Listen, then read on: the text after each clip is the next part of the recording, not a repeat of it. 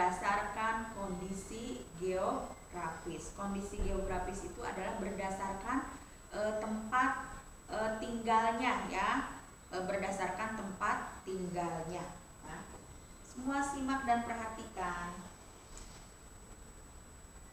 Di daerah dataran rendah ya, di daerah dataran rendah biasanya pekerjaannya adalah sebagai petani padi ya, ini petani padi. Kemudian sebagai apa lagi? Sebagai peternak ya, dan sebagai pedagang. Ini di daerah dataran rendah. Di daerah dataran tinggi biasanya ya jenis pekerjaannya sebagai petani juga, tapi petani apa biasanya? Petani sayuran. Seperti apa biasanya? Wortel, buncis, kemudian kol, ubis. Itu adalah petani sayur yang di daerah dataran tinggi. Juga ada juga yang bekerja sebagai penambang apa? Penambang pasir ya, penambang pasir. Kemudian sebagai apa lagi? Sebagai petani buah-buahan ya, sebagai petani buah-buahan. Buah apa saja biasanya di daerah dataran tinggi? Ada buah stroberi misalkan ya, di daerah dataran tinggi itu ya. Jadi identik dengan sebagai petani sayuran, kemudian penambang pasir, petani buah-buahan. Juga bisa di dataran tinggi itu ya, dataran tinggi itu gunung ada juga sebagai penambang belerang. Penambang belerang, peternak sapi ya, peternak sapi itu biasanya juga di daerah dataran tinggi. Kemudian sebagai pedagang. Selanjutnya di daerah perkotaan. Di daerah perkotaan seperti kita nih yang di daerah Bandung ya. Ada apa aja sih pekerjaannya? Ada ojek online ya, gojek online ya. Kemudian pekerja kantor ya, pekerja kantor. Kemudian pekerja pabrik atau buruh pabrik.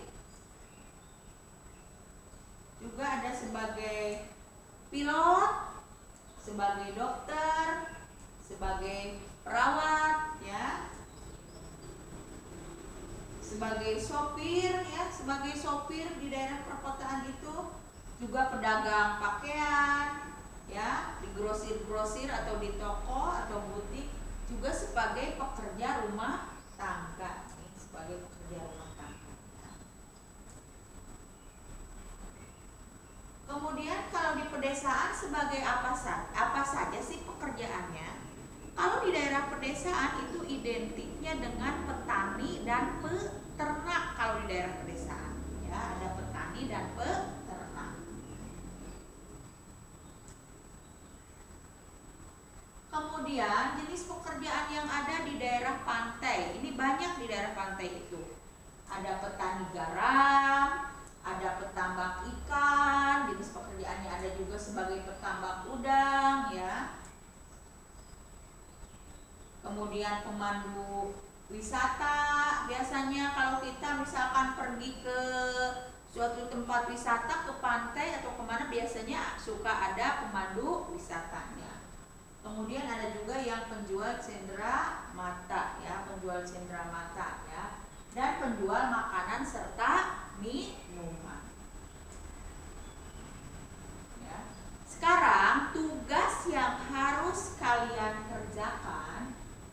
Di sini ada 5 pertanyaan. Seperti biasa, tugasnya dikerjakan di buku catatan dengan tulisan yang rapi menggunakan pulpen. Sekali lagi, tugasnya dikerjakan di buku catatan dengan tulisan rapi dan menggunakan pulpen. Demikian pembelajaran kita hari ini. Wassalamualaikum warahmatullahi wabarakatuh.